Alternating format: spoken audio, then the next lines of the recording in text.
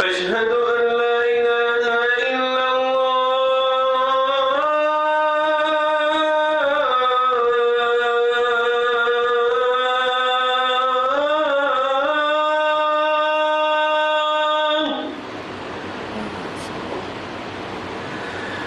أشهد أن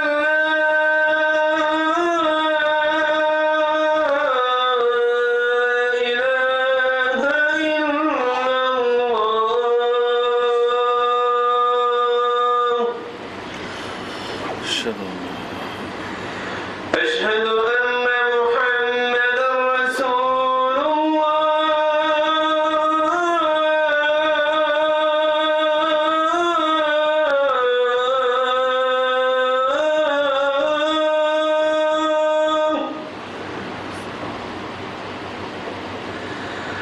أشهد أن محمدًا رسول الله.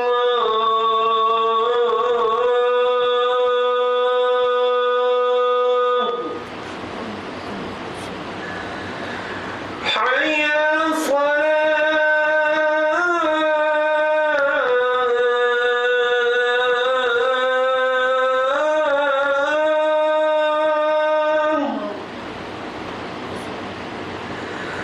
حي على الصلاة.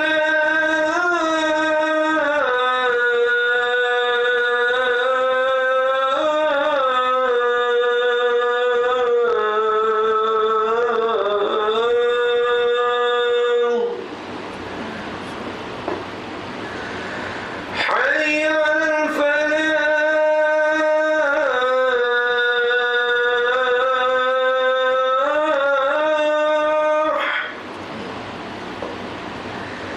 حي على الفلاح.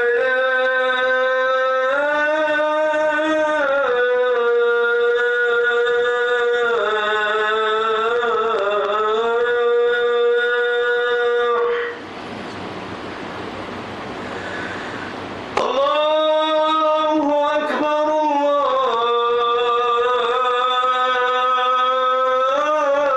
الله أكبر. لا إله إلا الله.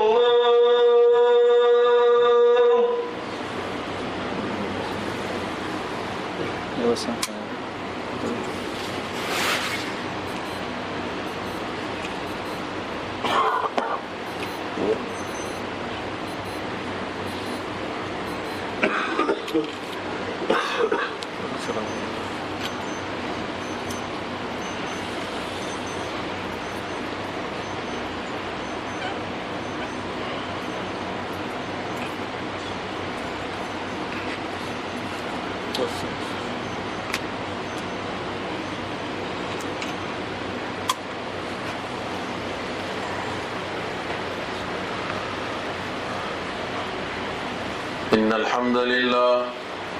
نحمده ونستعينه ونستغفره ونؤمن به ونتوكل عليه ونعوذ بالله من شرور أنفسنا ومن سيئات أعمالنا.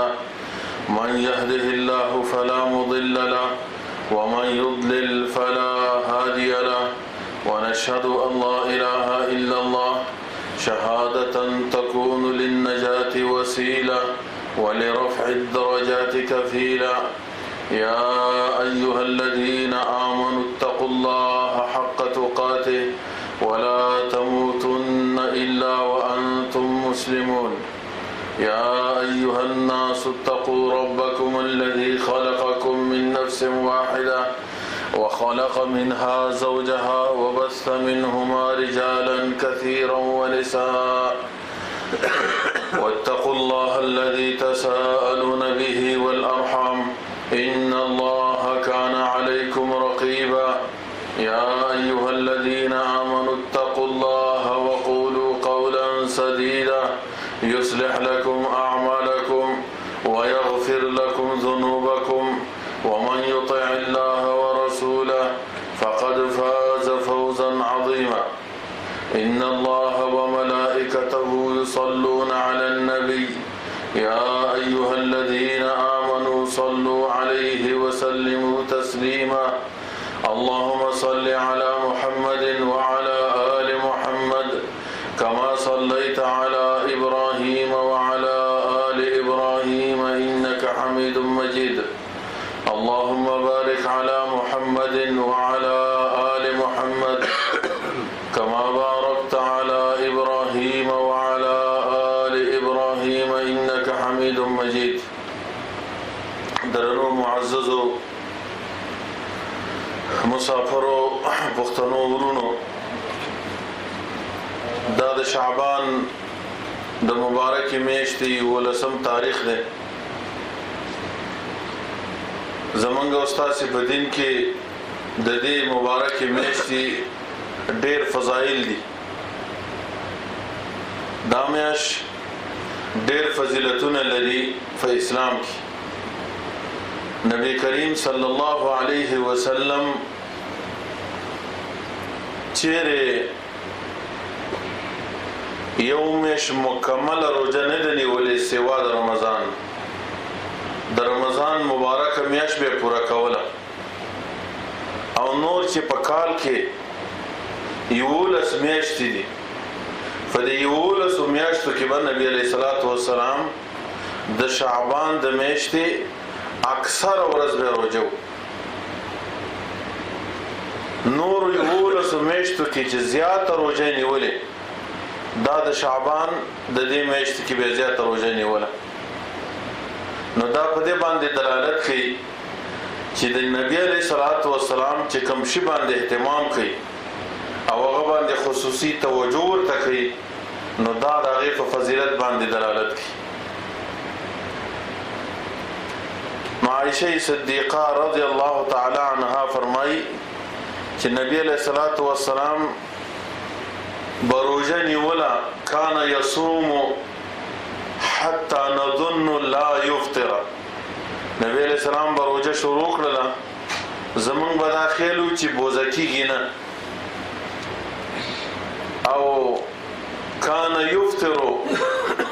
هغه بوزو روزه کېده باندې زمون داخل شو زمون بداخلو چې لا يصوم هغه د سره روزه نه نیسي نو روزه چې به شروع کړه نو زیات ورځې به روزه ونیوله او به فرمایي چې نبی علیہ الصلوۃ والسلام چیرې د یوې میاشتې روزه مکمل کړي نه ده صوم کامل کړي نه ده سوا د رمضان او کوم میاشتو کې چې زیات روزه نیولې ده نو هغه د شعبان میاشت و چې زیات روزه به پاره کې نیوله دا د ابو هريره عائشہ رضی الله عنها روایت ده بل حدیث ده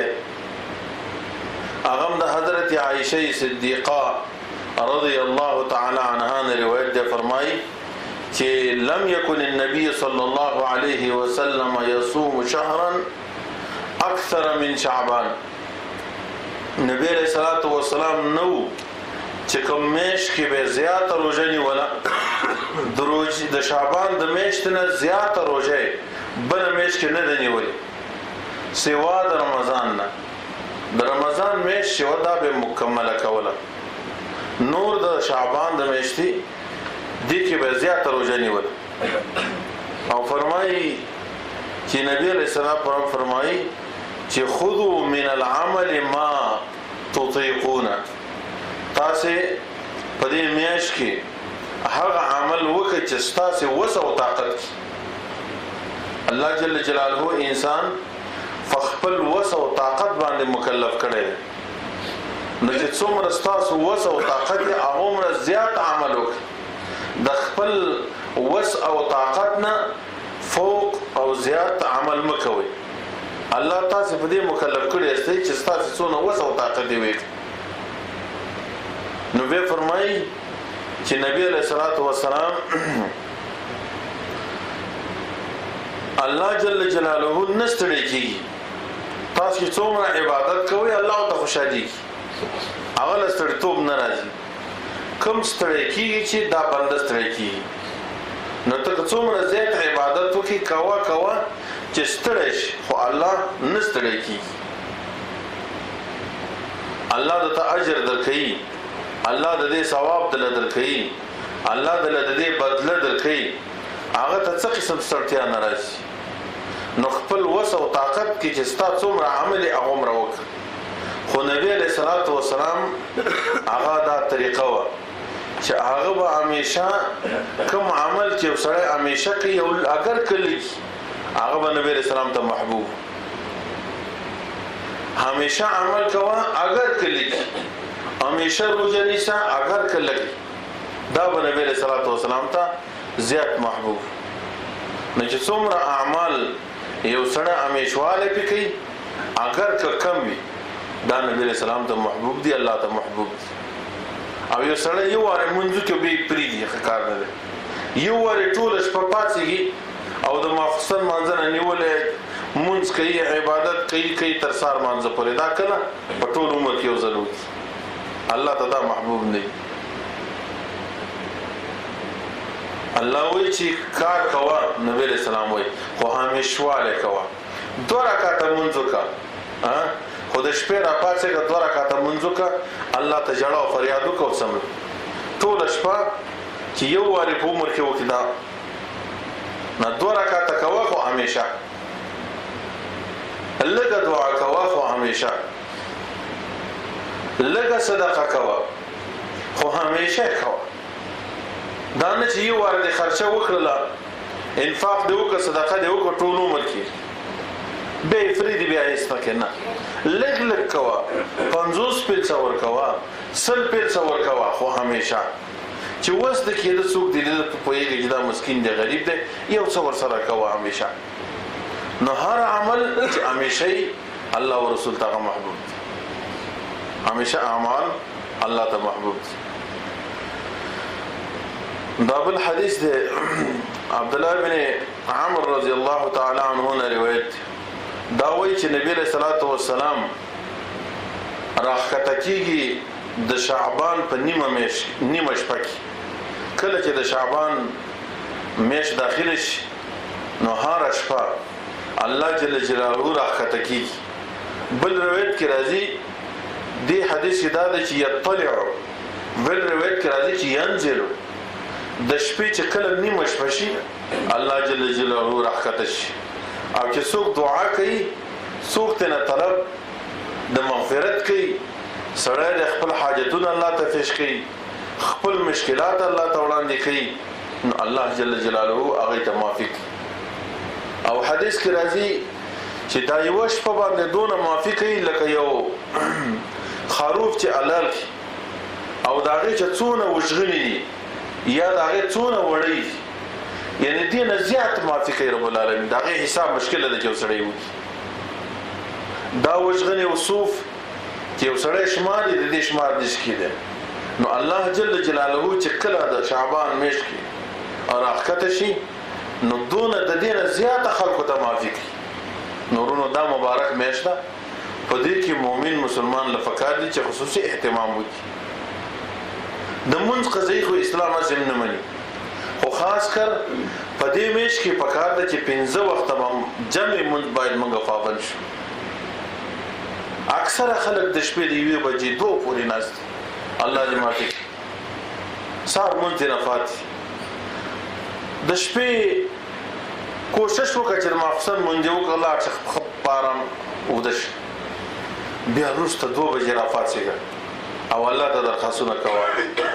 الله ته زمون په حال باندې خبره الله زمون مشکلات تا ته فتح ده الله زمون چې څومره ضرورتونه دي یا الله ته خبره الله ته عالمه الله دې مشکلات او حل کول والا سیوا د تا نه بل څه نشته یا الله دې مصیبت لري کول والا سیوا د تا نه بل څه نشته د ګناونو عفو کول والا سیوا د تا نه بل څه نشته نورونو 2 رکعات منځ وکړه او به یو څه تسبیح وایا سبحان الله الحمدلله به په نبی له صلوات و سلام باندې درود وایا کوم درود چې موږ او تاسو مانځ کې وایو هر وخت چې باید موږ او تاسو دعا کوو باید دا عادت ځان سره موږ او تاسو وساتو چې کله دعا کوو فورا الله سوچت کې داخله په سنت دعا ده دعا ورونو دا عبادت ده دا یو شرعي امر دی. داسې دعا باید موږ وکړو چې کومه دعا د نبی علیه السلام نه منقول هغه ښودلي، کومه دعا صحابه کرام وکړي. نو چې سلام وګرځو ډایرکټ لاس اوچت کې داخله په سنت دعا ده. دا هغه دعا ته دعا وایي خو الله او رسول ته دعا نه وایي. نو چې څنګه د سلام وګرځو سبحان الله وایا، الحمدلله وایا، الله اکبر وایا، بیا په نبی علیہ السلام باندې درود شریف وایا. دا دین دی ورونو. نبی علیہ الصلوۃ والسلام باندې درود ویل یو کرته درود وو الله پتا باندې لږ کرته درود وو. نو داغه نه بعد به دعا وکړه سوچت چې څونه دي زړه کې وسعونه وک خو هغه د خبر دعا کې نه ګوري. زړه باندې په بل ځای کې نه کار کې بده نه نظر باندې الله سره توجه باندې الله ته ځکه دعا عبادت دې مونږ دې لکه په مانځ کې چې اخ دې خو قتل ناروا دي. یو سړی دعا کوي الله سجد کله واخه دې خو قدام ناروا دي نه لاندې وګوري یخپل مخ ته ګوره الله سنو ته ګوره خود زړه او خله دا کنیکشن مستاد رب سره قائم دې ته ویل شي دعا. من پښتانه وایي چې ولا دعا نه نو د دعا طریقه ول یاد کورونه به بعد تاغه دعا به وک. نو دعا خپل طریقه د ورونو او حدیث کې راځي چې الدعاء هو العباده. دعا دا عبادت. زمونږ استاد ډیر په اسلام کې ډیر عبادتونه دي. منځ کول نفل کول دا عبادت دی، سنت کول دا عبادت دی، حج کول دا عبادت دی، زکات ورکول دا عبادت دی. دا رنګه دعا کول لا سوچتول الله ته عاجزي کول دا هم عبادت دی. دا عبادت برچانه کو الله ته بخبل الله سوچتو خو په طریقه د نبی رسول الله. نبی رسول الله یو صحابي او سړی ولیدل چې څنګه سلام وګورځو دواره الله سوچت ها وې دې خورش ناغه ته طریقه خو د لمه چې کوم تاسو خو د وکړه چې تواره دعا وکي نو سبحان الله وایا. د فرض مانځنه پکار د ورونو زمنګ دا ورونه سستی دا سنت دی. نبی رسول الله کله هغه دا سنت نه دی پریخي چې درې د شکرته سبحان الله ویلې، درې د شکرته الحمدلله ویلې، درې د شکرته الله اکبر ویلې. نبی رسول الله د چیرې د فرض مانځنه دا سنت دی پریخي دی همیشه کړی. دا کوم چې 2 رکعات سنت دي یا 4 رکعات سنت دا نبی رسول الله په کور کې کړی دي، مسجد نبوي کې ثابت نه دي. سنت راغلي دي 12 رکعات سنت حکم د فرض مون به مسجد نبوي کې کو او دا اذکار به پورا کول بعد دا نه واپاتې دو سنت به کور کې کول. نو موږ تاسو په یو سنت مون اهتمام کوو هغه کوم چې حقيقي سنت دي چې نبی رسول الله د جمع نه مانځنه بعد کړی دي هغه موږ تاسو اهتمام نکوو. رونو فکر ده چې دا ذکر موږ تاسو دا تسبیحات پوره کو درې د شکرته سبحان الله خلاص دې مړون بندونو باندې سبحان الله سبحان الله سبحان الله پزړه کې ویوا درې د شکرته الله الحمدلله وای درې د شکرته الله اکبر بیا لا اله الا الله وحده لا شريك له چا یاد نه دا خو یاد دا نه بعد درود شریف وایا. د درود شریف کوشش دا وکړئ چې څونه زیات اجر پکې زیات یو کرته 2 کرته 3 کرته لس کرته چې ویل شي او بیا دعا وکړي نو یقین وکړئ چې رب العالمین کوم. نو دا د دعا طریقه ده. رب کائنات د شعبان چې کله داخل شي د شپې نیمه یې رب العالمین راخاره شي د ځمکې اسمان لرازي نیمه شپه نور شپو کې هغه د شپې په ثلث الليل الاخير کې راځي 3 حصہ شپه وځي یو حصہ پاتې شي نو رب کائنات د ځمکې اسمان ته راخته شي کما یلیق بجلاله څنګه خطا کېدل چې داغه د شان سره مناسبي. نور موږ سره قران او سنت کې دغه نشته چې څنګه خطا کیږي او څنګه اوچتي نه. زمون په دې ایمان دې حدیث کې راځي چې الله جل جلاله د زمکه اسمان تر راخته کیږي نور به موږ پکې چلو چرانه زمون ایمان دې چې الله راخته کیږي څنګه چې دغه د شان سره مناسبي. نو بیا اعلان څوک دې چې مان دعا طلب کې زو ته معافي وکړي څوک دې چې ګناونه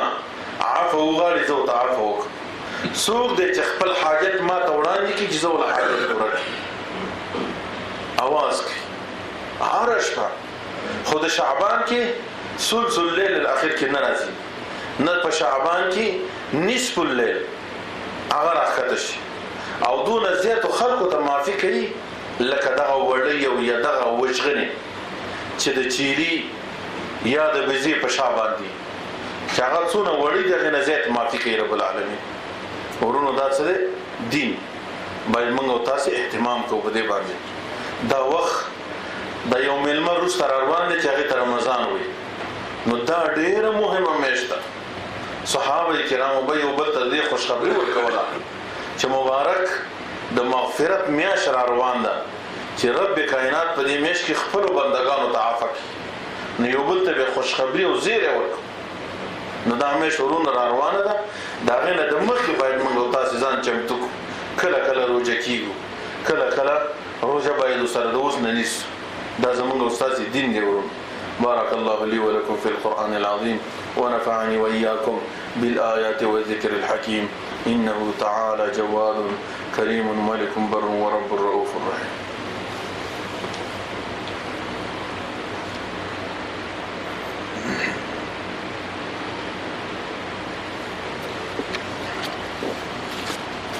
الحمد لله رب العالمين والصلاة والسلام على أشرف الأنبياء والمرسلين وعلى آله الطيبين الطاهرين ومن تبعهم بإحسان إلى يوم الدين حضرت اسامه بن زید رضی الله تعالی عنہ نے روایت دی ورونو هغه فرمایي چې ما نبی له صلوات و سلام ته فرمایل چې د الله پیغمبره زتا ګورم چې زیات روزه زیات شعبان دی مې چې ته زیات روزه نیسی کم روزه چې ته د شعبان په میاشت کې نیسی نور میاشت کې داسې زیات روزه ته نه نیسی نو نبی علیہ الصلوۃ والسلام فرمایي چې بالکل دا هغه شهر ده چې الله جل جلاله خلق د دینه غافل دي دا هغه مبارکه میاشت چې خلق د دینه غافل دي خو رب کائنات په دې میاشت د شپې په نیمه حصہ کې راوزی راخاره کیږي او خلق ته معافي خلق د دینه غافل او رب العالمین ته په دې میاشت کې اعمال خیچ د دې شعبان میاشت کې رب العالمین ته اعمال خیچ نزغوانم چې څونه زیات نیک اعمال وکم چې زمان نیک اعمال الله ته زیات لار شي ورونو یو بل حدیث الله جل جلاله ته په کال کې درې کرته اعمال خیږي په دریو طریقو سره یو طریقه هر شپه ورځ زمونږ استاد په وګو باندې فرشتي ناشې دي چې هغه ته کرام الکاتبین وي هر شپه هغه راپورټ رب العالمین ته ورکړي به چې سبا تراشي د فرشتي نورې سار مانځي کې بدل شي هغه مازیګر خيج رب العالمین هغه جدا راپورټ ته ورکړي نیو هغه فرشتي دي چې د شپې فرشتي چې زی رب العالمین ته راپورټ ورکړي سحر فرشتي چې ورزي الله ته راپورټ ورکړي دوهم حدیث د نبی علیہ السلام فرمایي چې يرفع الاعمال الى الله عز وجل يوم الاثنين والخميس الله جل جلاله ته اعمال د دوشنبه او د پنځشنبه پورز باندې اعمال الله تخیج عام ورځونه علاوه دته اسبوعي رپورټ ویل شي د هفته رپورټ نو د دوشنبه او د پنځشنبه پورز باندې اعمال الله تخیج نو نبی رسول الله فرمایي چې زه په دې دوه ورځو باندې روزه کېږم احب ان يرفع اعمالي الى الله وانا صائم زه غواړم چې زما نیک اعمال رب ته وخیږي په داسې حال کې چې زه روزه دوهم دریم عمل دا د شعبان په کال کې د شعبان په میاشت کې کېږي ورو دا کوم حدیث چې ما تاسو ته ویل چې د شعبان میاشت کې الله جل جلاله ته د انسان اعمال خېږي نو حضرت اسامه بن زید رضی الله تعالی عنه ته نبی علیہ السلام فرمایي چې دا هغه مبارکه میاشت ده چې خلک د دین غافلي رب العالمین د شپې نیمه سره راخته کیږي د شپې په نیمه کې راخته شي خلکو ته معافي کوي نو زه غواړم چې زیات روزه ونیسم چې الله را ته معافي وکړي او زمان نیک اعمال رب العالمین ته وکړي الله جل جلاله دې موږ او تاسو ته توفیق راکړي د دې میاشتې چې څونه نیک اعمال باید موږ او تاسو وکړو الله جل جلاله کوم مرګري چې راغلي جمع رب العالمین ټول ګناهونه معاف کړي الله درجه بلند کړي یا الله مشکلات حل کړي الله شرعي حاجتونه پوره کړي الله د مال حفاظت وکړي یا الله د بچو حفاظت وکړي الله د قرضونو اخلاص کړي الله په مال او بچو کې برکات واچي اللهم انصر الاسلام والمسلمين واذل الكفر والكافرين اللهم انصر من نصر دين محمد صلى الله عليه وسلم واخذل من خذل دين محمد صلى الله عليه وسلم ولا تجعلنا منهم اللهم إنك عفو كريم تحب العفو فاعف عنا اللهم إنك عفو كريم تحب العفو فاعف عنا اللهم إنا نسألك من الخير كله عاجله وآجله ونعوذ بك من الشر كله عاجله وآجله اللهم اجعل هذا البلد رخاء سخاء وآمنا وسائر بلاد المسلمين اللهم اصلح ائمتنا وولاة امورنا وولاة سائر المسلمين يا رب العالمين اللهم انك عفو كريم تحب العفو فاعف عنا ربنا اتنا في الدنيا حسنة وفي الآخرة حسنة وقنا عذاب النار سووا صفوفكم رحمكم الله